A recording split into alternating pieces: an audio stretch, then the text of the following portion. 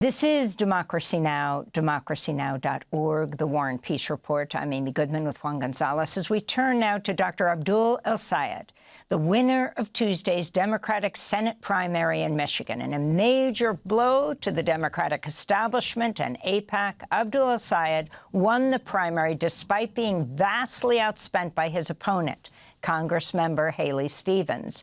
Pro-Israel and pro-corporate super PACs spent over $60 million to oppose Abdul El-Sayed, a former public health official who campaigned on a platform of Medicare for all, ending military aid to Israel and getting money out of politics. He'll face the Trump-endorsed Republican nominee, former Congressman Mike Rogers, in November's general election.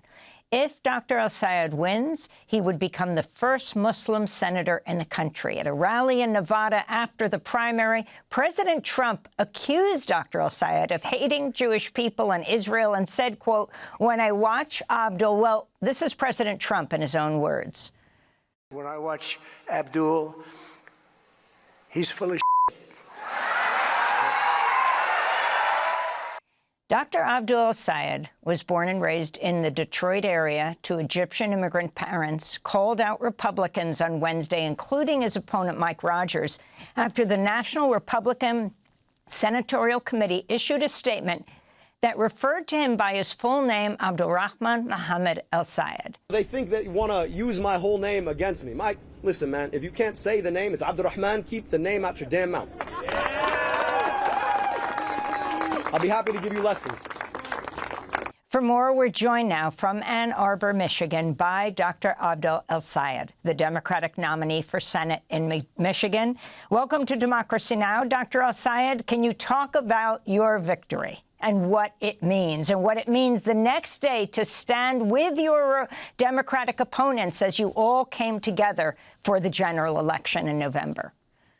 Amy, thank you so much for having me. We're honored and excited to have earned 750,000 stakes in democracy from folks across the state of Michigan who believed that our message to get money out of politics, put money in pockets, pass Medicare for all, is the way forward for our state and for our country. It's an answer to the challenges that they face. We came through an unprecedented amount of outside spending against us, nearly $70 million, got outspent 11-1. But the power of our message and the power of the people who carried it up and down our state, knocking 200,000 doors in the last 2 weeks of the campaign alone, they made the difference for us. We have an opportunity now, though, to unite around the opportunity that unites us all, which is way bigger than any differences we might have had in the primary, which is to defeat Mike Rogers, who is, of course, a bootlicker for Trumpism and would be a rubber stamp for everything Donald Trump wants to do for the next 2 years, should he be elected. This is a guy who spent his time in Congress voting to raise prescription drug prices because he took over $1 million from the pharmaceutical industry. He's a guy who helped architect the legislation that kicked off the opioid epidemic when I was in high school. And we have to defeat him because, of course, he's in thrall to Donald Trump. He would rubber stamp these wars that are raising our gas prices. He would rubber stamp the continued assault on our government, for which we have to now be dodging lettuce because it's not safe.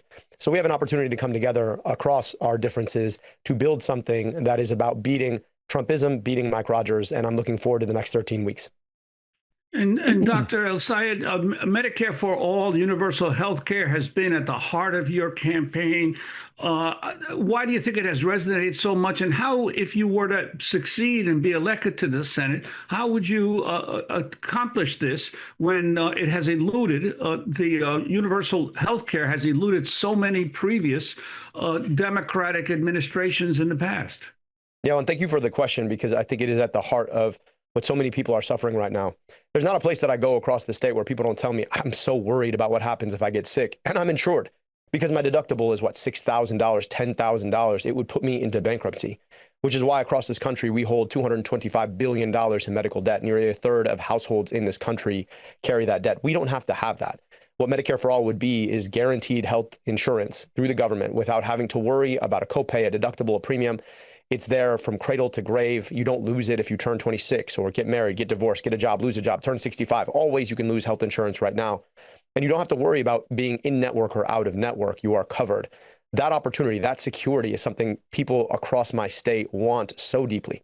Now, we have an opportunity, I think, rather than to shy away from our biggest, boldest ideas, to carry them forward with us, to have the conversations about what's possible in the communities where they tell us that nobody's interested. Well, it turns out people really are.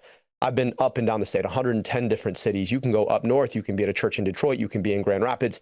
People are asking, how are you going to secure healthcare for me and my family? Medicare for All would do just that. Now, look, we've got 2 years under this administration while I'll be in the U.S. Senate. And my job is to throw as much sand in the gears into the Trump administration as possible, but to use that 2 years as a pathway, as a guide ramp for the next Democratic president who will get this done. And I think by going out, having the conversation, persuading around the power of ideas, that's how we win. That's how we won this primary. That's how we look forward to winning the general. And I look forward to helping show a pathway forward through Michigan for whoever is bold enough to pick up the idea that we really can have healthcare in this country moving forward. And you've also campaigned against military interventions and unconditional military support for Israel and other countries. How do you feel the American electorate is moving in terms of this issue? And what would you do to shift these priorities in the spending of the federal government away from the military and to what other programs? Well, in an era where many of us can't afford basic things like groceries or rent or healthcare, the idea that your government is sending your tax dollars to buy bombs and tanks for foreign governments seems anathema. That money could be spent to fix your potholes, rebuild your kid's school that looks like it did 50 years ago. And we need that money spent here. On top of that, we have an opportunity to remind ourselves where that kind of militarism ends up. It ends up in foreign wars we have no business fighting. You think about the consequences of this war in Iran: illegal, unjustifiable, wrong. But all it's done is showed the Ayatollahs that they have a chokehold on the world's energy supply, and it's raised our gas prices to nearly $5 a gallon. We have an opportunity to finally turn against that kind of militarism, which is exactly what Donald Trump said he would. But of course, he's taken us to I don't know how many conflagrations in the last year alone. We need to end that. And Mike Rogers, the guy I'm running against, he would be a check. He would be a rubber stamp for exactly what Donald Trump wants to do, and we need a check, which is why we're going to take him on. We're going to show him for who he is, a corporatist who can't wait to do the bidding of Donald Trump. And I think we can offer a real check on Trumpism in the U.S. Senate starting next year. And Dr. El-Sayed, your response to President Trump saying you hate Jewish people, the National Republican Senatorial Committee using your full name, of course, reminiscent of Barack Hussein Obama, you embracing that, and President Trump saying you're full of... Well, look, at the end of the day, when you don't have ideas, all you have is hate. And we knew exactly what the playbook was going to be. Here's the reality of it. My name is not raising your gas prices. My name is not the reason we're in an illegal war. My name is not the reason you can't afford your health care. My name is not the reason that you can't afford your rent or your insurance. Their bad ideas are. And so if the best they've got against getting money out of politics, putting money in pockets, passing Medicare for all, is to point to my name and say that they can't pronounce it, then I think we're going to have a pretty good time over the next 13 weeks prosecuting the case against a kind of politics that is corrupting, and devastating the future of our country. We've got an opportunity, I think, though, to think beyond that. I think people are sick and tired of this politics of hatred. They're sick and tired of politicians who are interested in exploiting government for their own means, which is exactly what Mike Rogers did while he was in Congress, making $14 million after he left to move to a McMansion in Florida, which is what Donald Trump is doing now. And we're offering an alternative, a doctor who rebuilt the health department, eliminated medical debt, put Narcan in vending machines for free, and yes, happens to be named Mohammed Sayed. Dr. Abdul El-Sayed, if you were to win, you'd become the first Muslim ever elected to the U.S. Senate in U.S. history. Did you ever think you would be here, possibly be that first Muslim senator? And what does that mean to you? I never intended to run for office. I became a doctor because I could go 15 hours to my family's native Egypt, or 15 minutes from where I grew up. And either way, I'd cross about 10 years difference in life expectancy. You know, this has been a journey of public service, rebuilt the health department in the city of Detroit, led Wayne County's Department of Health, Human and Veteran Services. I'll be honest, I don't think that much about being the first of anything. I just want to be a really great senator for my state. But I do think about what it would mean about what our country is. You got people like Donald Trump and J.D. Vance and Mike Rogers who want to define America as being smaller than she really is. I know America is big. It's open-hearted. It is thoughtful. It wants to be that biggest, most embracing version of itself. And that's the version, by and large, I've experienced as a guy named Abdul in Michigan for 41 years. So I'm looking forward to Michiganders proving just how open-minded they are, just how big-hearted they are, just how much they care more about what I pray for rather than how I pray. And I'm looking forward to taking that and letting Michigan show Donald Trump and J.D. Vance who we really are.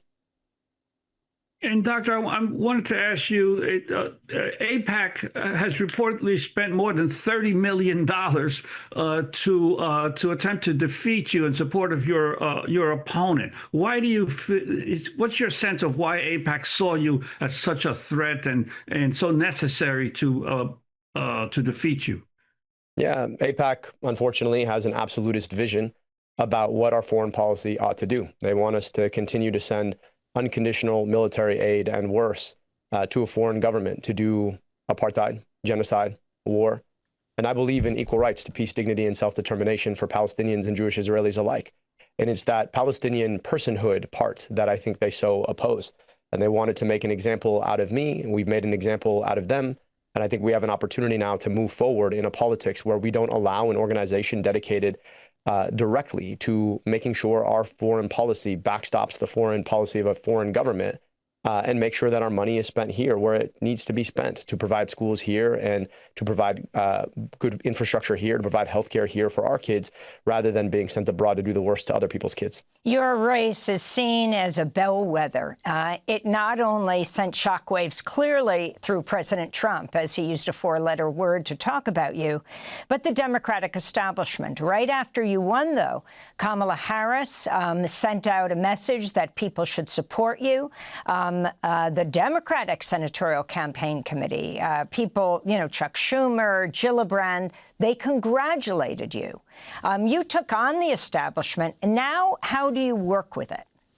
Well, we all have the same goal, which is to defeat Mike Rogers and to offer a check to Trumpism, whatever our differences around how the Democratic Party should look. And yes, there are some real differences. We just hashed it out for 15 months.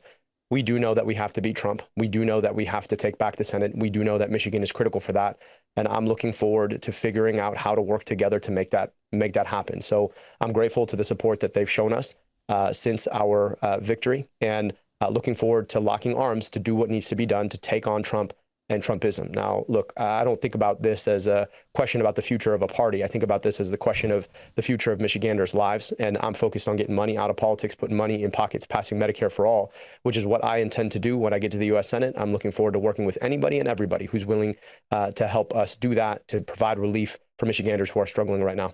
Thanks for watching Democracy Now! On YouTube. Subscribe to the channel and turn on notifications to make sure you never miss a video. And for more of our audience-supported journalism, go to democracynow.org, where you can download our news app, sign up for our newsletter, subscribe to the daily podcast, and so much more.